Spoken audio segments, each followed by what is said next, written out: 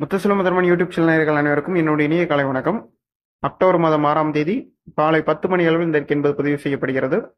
தமிழகம் மற்றும் புதுவையில் இன்றும் பரவலாக நிறைய மாவட்டங்களில் கனமழை பதிவாக இருக்கிறது. தென் தமிழகத்தில் நிறைய இடங்களில் இன்று மதியத்திற்கு பிறகு நல்ல மழை பதிவாக இருக்கிறது. மேலும் தமிழ்நாட்டில் அடுத்து வரக்கூடிய அக்டோபர் 25ஆம் தேதி வரையிலும் 27ஆம் தேதி வரையிலும் இதே போன்ற மழை பெய்து கொண்டே இருக்கும். வரும் அக்டோபர் மாதம் 13ஆம் தேதி இலங்கையை ஒட்டியிருக்கக்கூடிய தென்னிலங்கை முதல் குமரிக்கடல் இடையே வடகிழக்கு பருவமழையின் முதல் நிகழ்வு உருவாகிறது.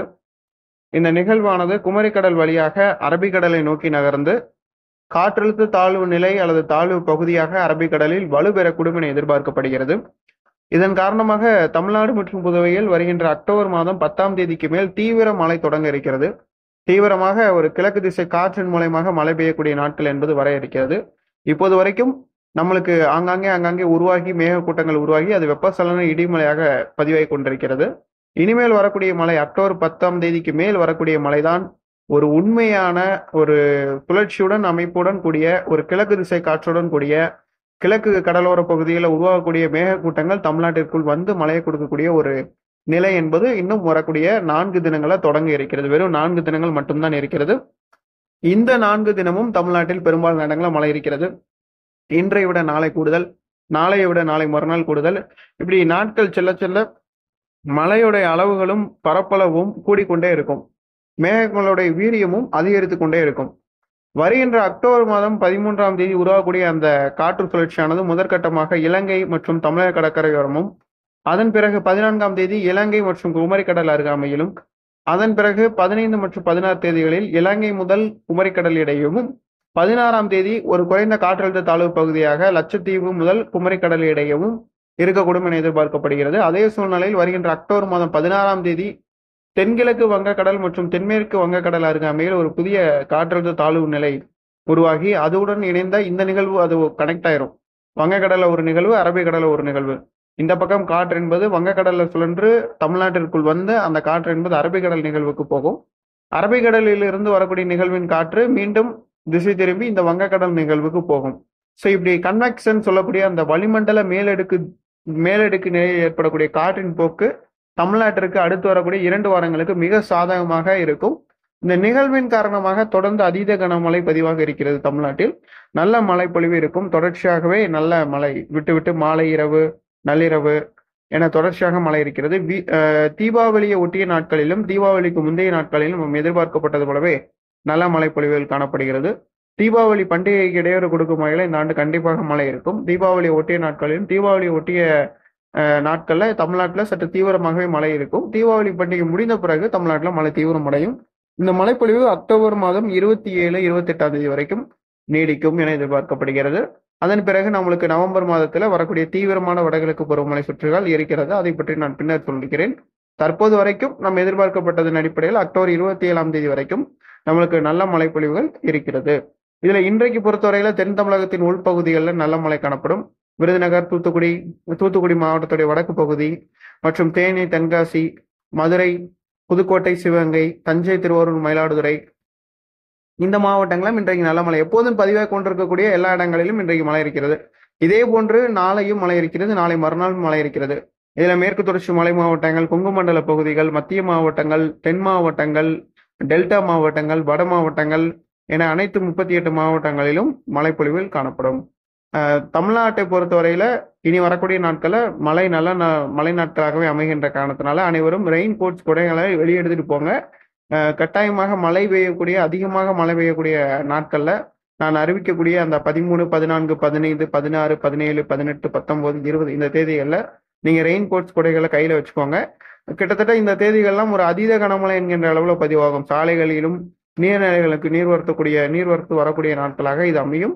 கண்டிப்பாகவே நல்ல மழையை கொடுக்கக்கூடிய அமைப்பு தான் காணப்படுகிறது. இந்த நிகழ்வின் காரணமாக தென் தமிழகத்தில் எவ்வளவு மழை பதிவாகும், வட மாவட்டங்களில் இந்த நிகழ்வின் காரணமாக எவ்வளவு மழை எதிர்பார்க்கலாம் என்பதெல்லாம் நான் விரைவில் ஒரு அறிக்கையாக நான் சமர்ப்பிக்கிறேன். தற்போது என்னுடைய கணிப்பின் அடிப்படையில் இந்த ஆண்டோடைய முதல் நிகழ்வு அக்டோபர் மாதம் 13ஆம் தேதி உருவாகி தமிழ்நாட்டை நோக்கி நகரும் என எதிர்பார்க்கப்படுகிறது. இதற்கு முன்கூட்டி வரக்கூடிய இன்று முதல் அடுத்து வரக்கூடிய 4 தினங்கள் 5 தினங்களுக்கு தமிழ்நாட்டில் பெரும்பாலான இடங்களில் நல்ல மழை காணப்படும். தொடர்ச்சியாகவே நாட்கள் நகர நகர இன்றைய விட நாளை கூடுதல், நாளை விட நாளை மறுநாள் கூடுதல் என கூடிக்கொண்டே இருக்கும். ஒரு நாள் உங்களுக்கு பதிலாக நல்ல மழை பதிவாகி விட்டதனால் அடுத்த நாள் வெயில் அடிக்கும், அதற்கு அடுத்த நாள் மழை பெய்யும். இப்படி தொடர்ச்சியாக 10ஆம் தேதி வரைக்கும் இருக்கும். 10ஆம் தேதிக்கு பிறகு உங்க பகுதியில் வெயில் அடித்தாலும் வெயில் அடிக்கலைனாலும் மழை பெய்யும். 11ஆம் தேதி 12ஆம் தேதி நல்ல மழையாக இருக்கும். பெரும்பாலான இடங்களில் விவசாய பணிகளை துவக்கி விடுங்கள். தென் மாவட்டங்களில் இன்னும் விவசாய பணிகளை துவக்காம இருக்கீங்கன்னா விவசாயத்தை தொடங்கலாம். தூத்துக்குடியோட தெற்கு, திசையான்மலை தெற்கு, இந்த மாதிரியான பகுதிகள், வள்ளியூர், நாங்குநேரி, இந்த மாதிரியான சுற்றுவட்டார பகுதிகள், அதே மாதிரி திருநெல்வேலி மாவட்டத்துடைய மேற்கு தொடர்ச்சி மலையொட்டி இருக்கக்கூடிய பகுதிகள், தென்காசி மாவட்ட விவசாயிகள் இவங்கெல்லாம் இன்னும் கொஞ்சம் விதைப்பு பணிகளை தீவிரப்படுத்தலாம். அதே மாதிரி காவேரி டெல்டா மாவட்ட மண்டலங்கள்ல அவங்க ஏற்கனவே அவங்களாம் கரெக்டான காலகட்டங்களை விதைக்கக்கூடியவர்கள் தான். அவர்களுக்கு எந்த பிரச்சனையும் இல்லை. வட மாவட்டங்களுக்கும் எந்த பிரச்சனையும் இல்லை. கொங்கு மண்டல பகுதியை பொறுத்த வரைக்கும் நீங்க விவசாய பணிகளை தீவிரப்படுத்துங்க. அதே மாதிரி கோயம்புத்தூர், திருப்பூர், திண்டுக்கல், ஒட்டன்சத்திரம், திருப்பூர் மாவட்டத்துடைய பழனி, திண்டுக்கல் மாவட்டத்துடைய பழனி சுற்றுவட்டார பகுதிகள், ஈரோடு மாவட்டம், அதே மாதிரி எல்லா இடங்களிலுமே நான் சொல்றது என்னன்னா, இந்த கொங்கு மண்டலமும் தென் மாவட்டக்காரங்க தான் ரொம்ப மழை எதிர்பார்த்து நம்ம விதைக்கக்கூடிய காலகட்டம். மற்றபடி வட மாவட்டங்கள், டெல்டா மாவட்டங்கள்லாம் ஏற்கனவே அவர்களுக்கு பெய்யக்கூடிய மழையை நம்பி அவர்கள் திட்டமிட்டு பணிகளை மேற்கொள்வார்கள். ஆனா இந்த கொங்கு மண்டலமும் தென் மாவட்டம் மட்டும்தான் எப்போதுமே இந்த வானபாரத பூமியாக தொடர்ச்சியாக மழை பெய்த பிறகுதான் நம்ம பணிகளை தொடக்குவோம். அதன் அடிப்படையில் மழை பெய்யும். இன்னுமே வரக்கூடிய நாட்கள் எல்லா நாட்களுமே மழை நாட்கள் தான். நீங்க தாராளமாக 100% சர்டிபிகேட்டே நம்ம கொடுத்துறோம். அந்த அளவுக்கு நல்ல மழை இருக்கு. நீங்க விவசாய பணிகளை தீவிரப்படுத்துங்க. மழையை நம்பி செய்யக்கூடிய எந்த ஒரு பணிகள்னாலும் தமிழ்நாட்டில் இன்று, நாளை, நாளை மறுநாள் செய்யலாம். விதைப்பு பணிகள் தொடங்கலாம். அறுவடை பணிகள் செய்ய வேண்டாம். அதே மாதிரி அறுவடைக்கு தயாராக இருக்குன்னா அறுவடை பண்ணிடுங்க. அதாவது மழை இல்லாத பகுதிகளில் மழை இல்லாத டைமை பார்த்து அறுவடை பண்ணிக்கோங்க. ஏன்னா அதுக்கடுத்த நாட்கள் அதிகமாக மழை பெய்யும் போது அறுவடைக்கு தயாராக இருந்த பயிர்கள் மழையில சேதமாக இருக்கக்கூடாது. அதனால முன்கூட்டியே அந்த அறுவடை பணிகள்லாம் கொஞ்சம் தீவிரப்படுத்திக்கோங்க. வாழை உள்ளிட்ட பயிர்கள், அதே மாதிரி இன்னும் விதைப்பு பணிகள் இருந்தால் செய்யலாம். இது ஏற்கனவே செய்ய வேண்டிய காலகட்டம். இனிமே செய்ய வேண்டிய யாராவது இருந்தீங்கன்னா, இன்னும் எதிர்பார்த்து யாராவது இருந்தீங்கன்னா செய்து கொள்ளுங்கள். மழையே இல்லை சார், இன்ன வரைக்கும் எங்களுக்கு ஒரு மழை கூட பெய்யாம இருக்கு அப்படின்னா கூட நீங்க ஒன்றும் கவலைப்பட வேண்டிய அவசியம் இல்லை. இன்னைக்கு பெஞ்சிடும். ஸோ நீங்க தாராளமாக உங்க பகுதியில் விவசாய பணிகளை தொடக்கலாம். அதே போன்று தமிழக மீனவர்களை பொறுத்தவரையில வருகின்ற 10ஆம் தேதிக்கு பிறகு எந்த ஒரு எச்சரிக்கையும் கிடையாது. இருந்தாலும் 10ஆம் தேதிக்கு பிறகு கடல்ல ஒரு இடியுடன் கூடிய மழை காணப்படும், சூறைக்காற்றுகள் காணப்படும். இதனால தமிழக கிழக்கு கடலோர பகுதியில் மழை தீவிரமடையும் வருகின்ற 13ஆம் தேதியிலிருந்து. மீனவர்கள் கடலுக்கு மீன்பிடிக்க செல்லும் போது குமரி கடல், இந்திய பெருங்கடல் பகுதியில் இனி வரக்கூடிய நாட்களில் காற்றின் வேகம் சற்று இனி வரக்கூடிய நாட்கள் அதிகரிக்கும். அதே நேரத்தில் சில இடங்கள்ல காற்றுடன் கூடிய மழை பதிவாகும் போது இந்த மீனவர்கள் கொஞ்சம் கவனமா இருக்கும்படி அறிவுறுத்தப்படுகிறார்கள். கேரளா ஒட்டி இருக்கக்கூடிய தெற்கு கேரளா, திருவனந்தபுரம், அதே மாதிரி நம்மளுடைய புத்தளம், கடற்கரையோர பகுதிகள்லாம் கொஞ்சம் கவனமா இருக்கணும். மீனவர்கள் எச்சரிக்கையுடன் படகுகளை மீன்பிடிக்க செல்லுங்க. கடல் சீற்றமாக வருகின்ற 14, 15 தேதிகளை காணப்படும். அந்த நிகழ்வு தொடர்ச்சியாக வலுப்பெற்று அரபிக்கடலை வலுவடையுமா அல்லது வலு குறைந்து தமிழ்நாட்டு அருகாமையில் நீடிக்குமா என்பதெல்லாம் வரக்கூடிய நாட்களை நான் அறிக்கையாக வெளியிடுகிறேன். வடகிழக்கு பருவமழையுடைய முதல் நிகழ்வு வரும் அக்டோபர் மாதம் 13ஆம் தேதி இலங்கையை ஒட்டியிருக்கக்கூடிய தென்னிலங்கை அருகாமையில் உருவாகிறது. இந்த நிகழ்வின் காரணமாக தமிழ்நாடு மற்றும் புதுவையில் படிப்படியாக மழை தீவிரமடையக்கூடும் என எதிர்பார்க்கப்படுகிறது. தீபாவளியை ஒட்டிய நாட்களிலும் தீபாவளி பண்டிகை முடிந்த பிறகும் தமிழ்நாடு மற்றும் புதுவைக்கு நல்ல மழை காணப்படுகிறது. தொடர்ந்து இணைந்திருங்கள் முத்துசுல முதன்மன் யூடியூப் சேனலுடன். நன்றி, வணக்கம்.